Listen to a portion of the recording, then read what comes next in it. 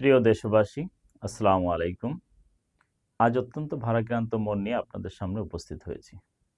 ইতিমধ্যে আপনারা জেনেছেন, বাংলাদেশের তিনবারের সাবেক প্রধানমন্ত্রী, দেশনেত্রী এবং প্রথম মহিলা প্রধানমন্ত্রী বাংলাদেশের, তিনি আজ সকাল ৬টা রোজ মঙ্গলবার ইন্তেকাল করিয়াছেন।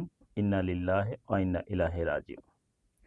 বাংলাদেশ ইসলামী সমন্বয় পরিষদ এবং বাংলাদেশ ইসলামী পার্টি বিআইপি মহাসচিব হিসাবে আমি অত্যন্ত ভারাক্রান্ত এবং দুঃখ প্রকাশ করে তার বিদায়ী আত্মার রুহের মাগফিরাত কামনা করছি।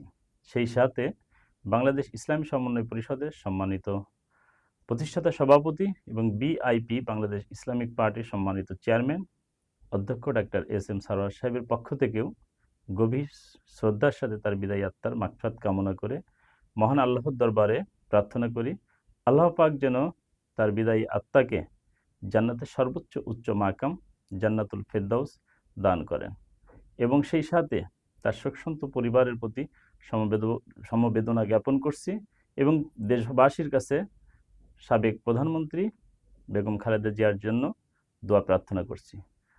আগামীকাল বাদ জোহর জাতীয় সংসদ ভবনের দক্ষিণ প্লাজায় মরহুমার নামাজের জানাজা অনুষ্ঠিত হইবে।